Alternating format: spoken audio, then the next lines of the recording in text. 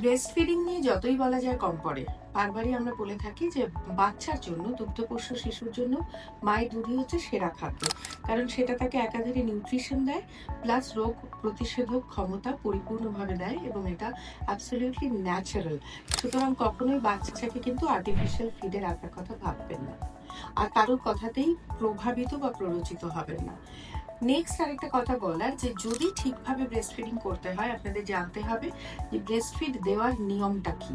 প্রথম কথা, feeding should be on demand. বাচ্চা যখন কাঁদবে তখনই দেবেন, এবং দুটো ফিডের মধ্যে গ্যাপ চেষ্টা করবেন প্রায় 3 ঘন্টা রাখতে, যাতে সে যথেষ্ট রকম ক্ষুধার্ত অবস্থায় ব্রেস্টে আসে। তৃতীয় হচ্ছে, নিপলস গুলো আগে ভালো করে পরিষ্কার করে নেবেন। চতুর্থ, ব্রেস্ট ফিডিং এর পর বার্পিং ভালো করে করবেন।